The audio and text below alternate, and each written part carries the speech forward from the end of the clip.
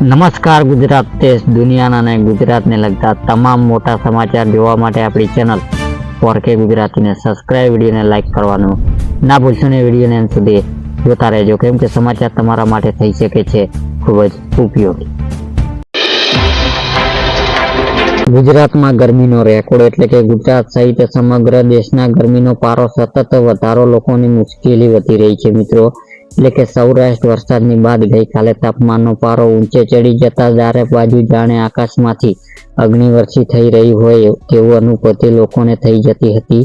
તેમજ અમરેલી 44 ડિગ્રી સાથે દેશભરના સૌથી ગરમ સ્થળ રહ્યો હતો, ત્યારે રાજકોટમાં 43.8 ડિગ્રી, સુરેન્દ્રનગરમાં 43, મહુવામાં 43.4, કેશોદમાં 42.7, જૂનાગઢમાં 42 અને નવલગરમાં 41.7 ડિગ્રી નોંધાયો હતો।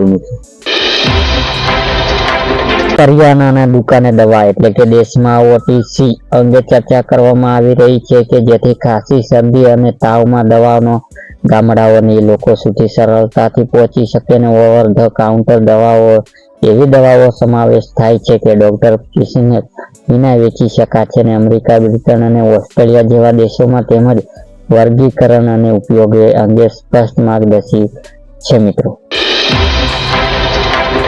મતદાન એપ્લિકેશન એટલે કે લોકસભાની ચૂંટણીમાં ચૂંટણી પંચે 27F અને આઈડી સિસ્ટમ દ્વારા લોકોને મદદ કરશે। આના દ્વારા એક તરફ સર્વેલન્સમાં મદદ મળશે અને તો બીજી તરફ મતદારોને તેમના ઉમેદવારો વિશે માહિતી મેળવી શકશે અને આ ઉપરાંત તમારું નામ કયા બૂથમાં આવેલું છે એ તમામ જાણકારી પણ મેળવી શકશો।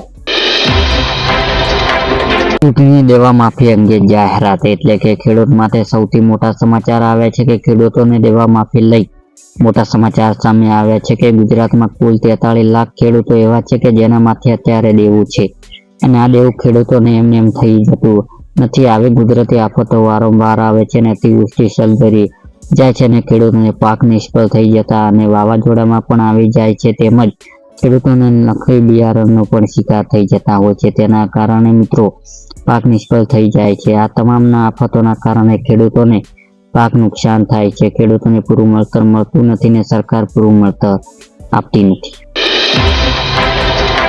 મોદીની ગેરંટી એટલે કે 5 વર્ષ સુધી મફત રાશન એટલે કે અમારી સરકાર 25 કરોડ લોકોને ગરીબમાંથી બહાર કાઢ્યા છે અને જેમને અમને ગરીબમાંથી બહાર કાઢ્યા છે તેમને પણ થોડા સમય માટે ખૂબ સપોર્ટ જરૂર છે અને આ વિચારણ સાથે ભાજપ ગરીબ કલ્યાણ માટે ઘણી યોજનાનો વિસ્તાર કરવાનો સંકલ્પ કર્યો છે અને મોદી ગેરંટી ફ્રી રાશન યોજના આગામી 5 વર્ષ સુધી ચાલુ રહેશે। અમે ખાતરી કરીશું કે ગરીબોને થાળી પૌષ્ટિક ભોજન હોય તેવી મોદીની ગેરંટી છે કે સસ્તી દવાઓ પણ મળશે।